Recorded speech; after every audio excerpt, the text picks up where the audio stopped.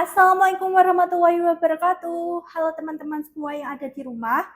Selamat datang di podcast edukasi kita. Nah, jadi hari ini itu kita akan membahas topik apa sih? Nah, jadi kali ini kita akan membahas topik yang sangat relevan dan juga sangat relate pada calon guru semua yang ada di rumah, terutama di jurusan PGMI ataupun PGSD, maupun untuk para guru-guru yang ada di rumah semua. Nah, jadi kali ini kita akan membahas tentang topik pemanfaatan media pembelajaran kreatif. Nah, kita itu kan sering banget ya kalau di dunia PGMI maupun di PGSD itu dengar tentang flashcard, terus ada pop-up book dan video animasi. Nah, namun kayak kita tuh bertanya-tanya seberapa pentingnya sih kita tentang media itu untuk di kehidupan para pendidik di luar sana. Apakah harus mahal untuk bisa menjadi sebuah media yang kreatif? Nah, untuk mempertanyakan dan menjawab tentang pertanyaan-pertanyaan itu, mari kita langsung mendengarkan dari narasumber yang sangat keren kali ini. Silahkan untuk langsung memperkenalkan. Halo semuanya, perkenalkan saya Kak Ginza dari Prodi PGMI. Tunggu dekat ya. Di sini kita bakal sharing santai nih tentang pembelajaran kreatif yang ada di SD atau di MI. Oke, nah dari narasumber yang keren kita kali ini, kita ingin langsung kan tahu jawabannya. Nah, mungkin langsung saja ya, atau mungkin sebelumnya aku memperkenalkan terlebih dahulu ya Kak. Oke, jadi aku Kak Rosita, aku mahasiswa PGMI juga, jadi sangat menarik nih topik kali ini, jadi sangat relate juga buat aku terutama. Nah, kita langsung saja bertanya-tanya kepada Kak Kinza. Yang pertama, pertanyaannya nih, oke, kenapa media pembelajaran itu sangat penting banget untuk di jenjang SD maupun di MI? Oke, karena di anak SD itu masih tahap berpikir yang konkret, mereka lebih gampang paham kalau lihat langsung bentuknya, gambarnya, atau juga praktiknya. Kalau guru cuman ceramah-ceramah itu kan anak-anak bakal bosan dan juga sulit untuk membayangkan materi. Misalnya itu materi IPA tentang daur hidup kupu-kupu. Kalau cuman dijelaskan mungkin anak-anak akan bingung. Tetapi kalau pakai gambar atau pop-up book, itu anak-anak mereka langsung ngerti urutan dari telur sampai menjadi kupu-kupu. Jadi media itu membantu menjembatani materi yang abstrak supaya jadi lebih nyata dan mudah dipahami oleh anak-anak. Oke, jadi media itu bukan soal untuk keren-kerenan saja ya di kelas, ataupun membuat kelas kayak jadi rame gitu. Jadi media itu kayak suatu alat untuk membuat mereka pemahaman mereka lebih tajam gitu dengan sebuah visual yang ada, bukan hanya konsep saja ya Kak. Iya, betul banget. Media itu juga alat bantu supaya tujuan pembelajaran kita itu lebih tercapai.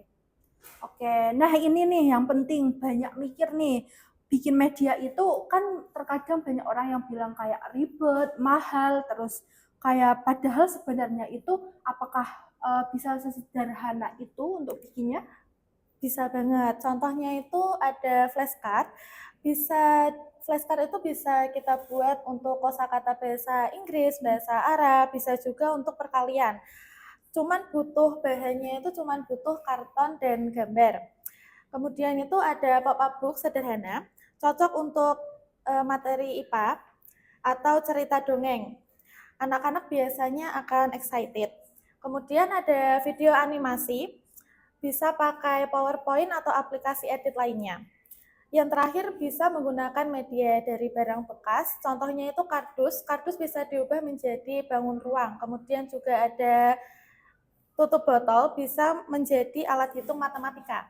Oke, baik. Jadi kayak sebuah media itu justru membuat sendiri itu kadang membuatnya jadi lebih sesuai dengan kebutuhan siswa ya, bukan Betul. hanya tentang soal mahal-mahal saja. Iya, bukan soal mahalnya, tetapi soal ide.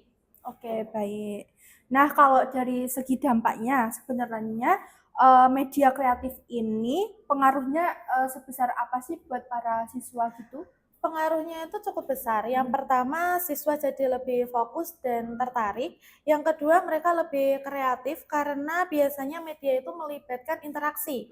Selain itu, daya ingat juga lebih kuat. Anak-anak itu cenderung ingat apa yang mereka lihat dan lakukan. Bukan cuman yang mereka dengar gurunya ceramah, menjelaskan, tetapi juga mereka mempraktikkan langsung. Oke, berarti media pembelajaran itu sangat meningkatkan motivasi, terus ada hasil belajar dan juga keaktifan mereka di kelas ya, Kak.